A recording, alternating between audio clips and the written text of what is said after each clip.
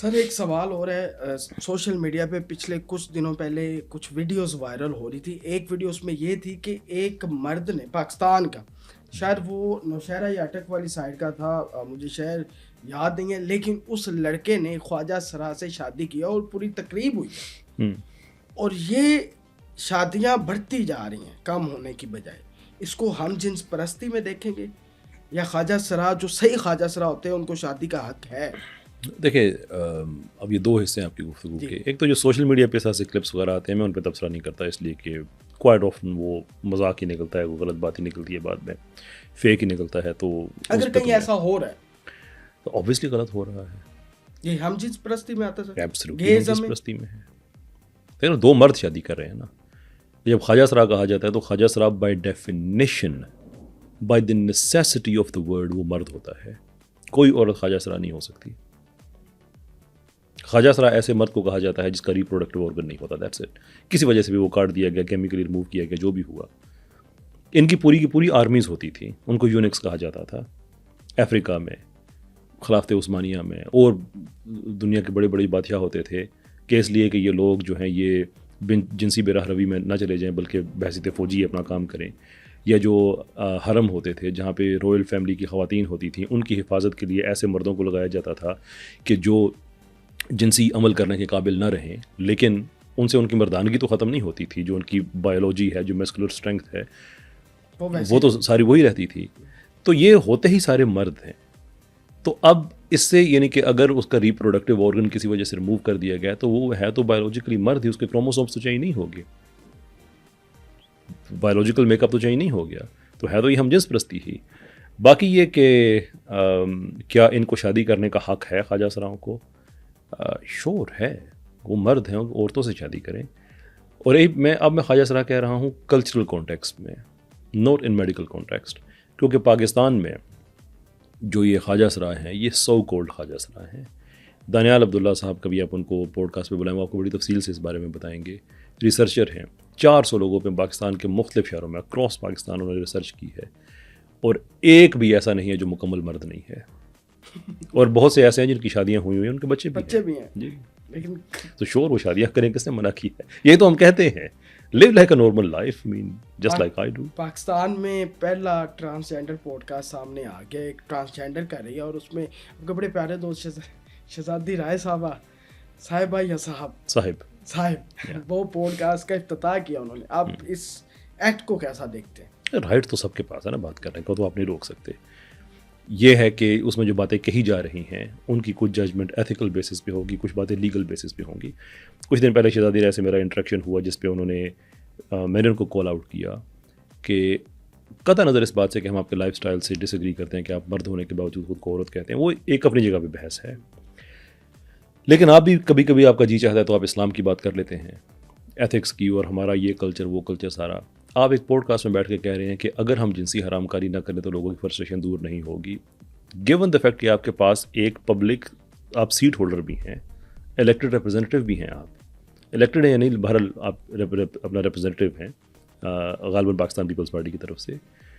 تو یہ وہ چیزیں جو صریحاً پاکستان کی سوسائٹی، پاکستان کے ایتھکس، پاکستان کے جو ریلیجن ہے، جو ریاست کا آئین قانون، یہ ہر اس چیز کے خلاف ہے. آپ کیسے کہہ سکتے ہیں؟ پبلک میں انہوں نے بات کی ہے بات. تو اس کے جواب میں انہوں نے کہا نہیں وہ میں نے مذاق میں کہا تھا. نو، یعنی کہ حرام کاری ہم جنس پرستی سے ختم ہو سکتی اپیرنٹلی. بس یہ ان کا یہ جو فرسٹریشن ہے اس کی وہ بات کر رہے ہیں کہ وہ اس طرح سے ہم جنس پرستی کی بیس پہ حرام کاری کریں گے تو ختم ہوگی. اچھا اگر آپ نے مذاق کر دیا ہے، اٹس نیسیسری کہ آپ اس کو ایکسپلین کریں، اس لیے کہ آپ ایک پبلک پوزیشن ہولڈر ہیں. یہ مذاق نہیں ہے. آپ کا سوسائٹی میں آپ ایک انفلوئنس چاہتے ہیں تو آپ صرف یہ نہیں کہہ سکتے کہ جو بھی میں نے غلط بات کہہ دی ہے وہ میں صرف مذاق کر لیبل لگا کے میں آگے بڑھ جاؤں. Because these things have meanings. آپ کو پاکستان میں پروموٹ کیا جاتا ہے، میڈیا پہ بلایا جاتا ہے، آپ کے فنڈڈ دورے ہوتے ہیں، کبھی آپ امریکہ میں ہیں، کبھی آپ کسی اور ملک میں ہیں، وہاں پہ بھی جا کے آپ ایسی باتیں کہ ہر بات میں کہیں مذاق ایک آدھ ہوا کرتی ہے. So yeah by all means have the podcast, sure, کوئی ایشو نہیں ہے، آپ کا حق ہے. لیکن اس پوڈ کاسٹ میں کہا کیا جا رہا ہے ان چیزوں کی بہرحال جو ایگزامینیشن ہے وہ ہونی ضروری ہے. بالی ووڈ کے بڑے مشہور لکھاری ہیں، گانے لکھتے ہیں، جاوید اختر صاحب. ان کی ایک ویڈیو جس میں باقاعدہ وہ خود کہہ رہے ہیں کہ میں ایتھیسٹ ہوں، اور لیکن ایک مذہب کے اندر یہ عقیدہ پایا جاتا ہے کہ اللہ تعالیٰ نے سوال کرنا ہے آخرت کے دن کہ تم نے یہ دنیا میں جو غلط کام کیے ہیں اس کا جواب دو. تو کہتے ہیں کہ اس ریلیجن میں یہ عقیدہ بھی ہے کہ جو کچھ ہو رہا ہے نا وہ اللہ کی مرضی میں سے ہو رہا ہے دنیا میں.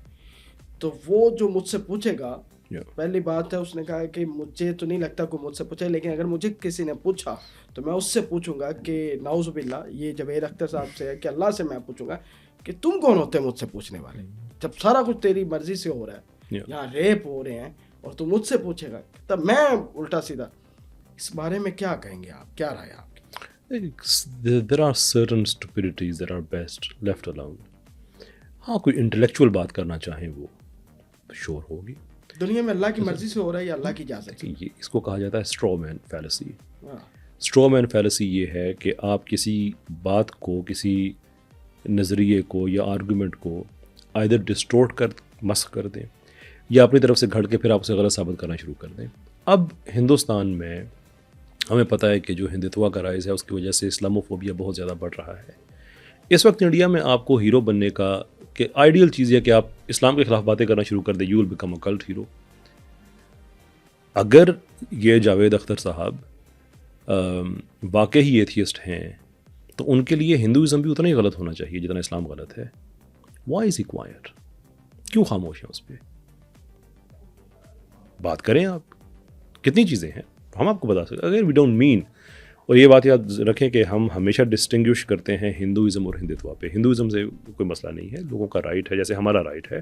سب کا پلانٹ ارتھ ہے، سب کا اپنا اپنا کہ اللہ تعالیٰ کے حوالے سے یا کریٹر کے حوالے سے انٹرپریٹیشنز لوگوں کی ہے. ہم سمجھتے ہیں ہمارے پاس انٹرپریٹیشن بہتر ہے، ہم اسے فلسفے کی بنیاد پہ ثابت کر سکتے ہیں.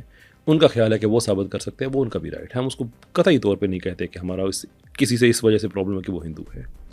لیکن جو ہندتوا ہے وہ خود ان کے اپنے لوگ کہتے ہیں. آپ یہ اگر آپ گرو جی اور ان لوگوں کو اگر آپ پڑھیں بنچ آف تھاٹس وغیرہ تو نہیں کلیئر لکھی ہوئی یہ باتیں کہ ہندتوا کو ہندوازم نہ سمجھنا.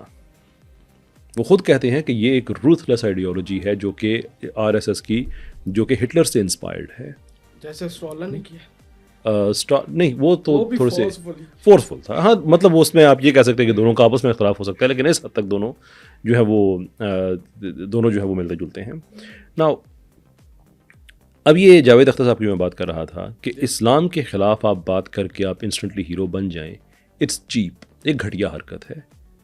جاوید اختر صاحب میرے ساتھ بات کر کے دیکھ لیں. اب اسی ٹاپک بات کرتے ہیں، ایتھیزم ورسز اسلام پہ بات کرتے ہیں. میں تو ہر ہفتے کو لائیو ہوتا ہوں، 4 5 اپ ٹو 7 آورز بھی لائیو اسٹریمز چلتی ہیں، اسپیسز ہوتی ہیں.